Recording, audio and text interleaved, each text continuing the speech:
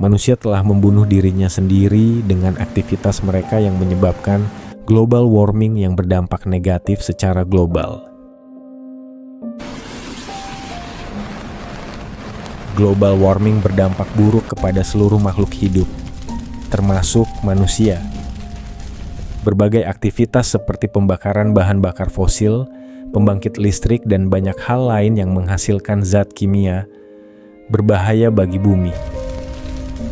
Lapisan ozon sebagai lapisan pelindung permukaan bumi dari panasnya matahari serta sinar ultraviolet pun telah terluka. Hal tersebut pun menyebabkan suhu permukaan bumi terus meningkat. Penyebab parahnya global warming adalah dari kebiasaan sehari-hari manusia. Sama halnya seperti kebiasaan masyarakat di Indonesia yang cenderung memilih menggunakan kendaraan pribadi dibanding umum. Penggunaan transportasi khususnya di daerah khusus Jakarta menyumbang sebanyak 28.317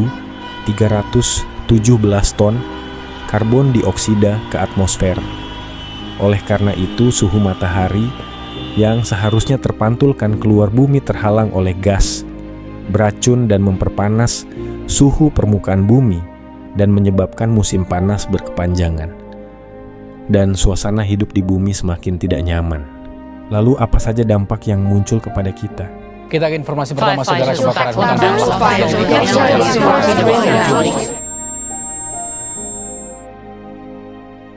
Tentu ini semua ulah manusia. Aktivitas manusia yang mengakibatkan lepasnya gas beracun ke atmosfer kita. Aktivitas ini tak lain merupakan hasil dari revolusi industri besar-besaran pada abad ke-20.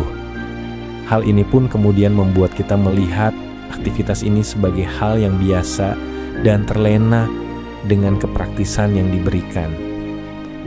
Terdapat banyak aktivitas yang menjadi pemicu global warming, seperti eksplorasi tambang batu bara, minyak, gas, dan mineral bumi lainnya secara besar-besaran, hingga penggunaan kendaraan pembakaran internal dalam skala besar. Bahkan daerah khusus Jakarta pun sempat menjadi korban dari polusi yang disebabkan oleh polutan tersebut, yang membuat Jakarta sempat menjadi kota dengan kualitas udara terburuk di dunia pada 20 Agustus 2023. Begini tanggapan Menteri Lingkungan Hidup dan Kehutanan Siti Nurbaya. Sektor pengendaraan penggunaan bahan bakar terbesar di Jakarta. Transportasi di Jakarta itu menyumbangkan emisi CO2 sebanyak 28,317 ton atau menyumbangkan 96,36%. Rata-rata penggunaan kendaraan bahan bakar itu di Jakarta itu sebanyak 23 atau 24 juta unit. Tidakkah kita malu dengan predikat ini? Sadarkah kita akan dampak buruknya? Salah satu dampak buruknya adalah maraknya kebakaran hutan. Bahkan di Indonesia sangat banyak kasus kebakaran hutan. Kebakaran hutan adalah hasil dari memanasnya suhu permukaan bumi. Kebakaran hutan disebabkan oleh keringnya tanah dan tumbuhan yang mempermudah untuk disulut oleh api. Dengan kondisi yang sensitif terhadap api, ketika api mulai muncul dan diterpa oleh angin kencang, maka api akan terus membesar dan membakar wilayah yang sangat besar. Lalu apakah kita harus tinggal diam? Bagaimana solusinya? Ya, menyiram tanaman dengan air. Ini bisa membantu tanaman untuk terus bertumbuh dan menyerap gas, karbon dioksida, dan mengubahnya menjadi oksigen.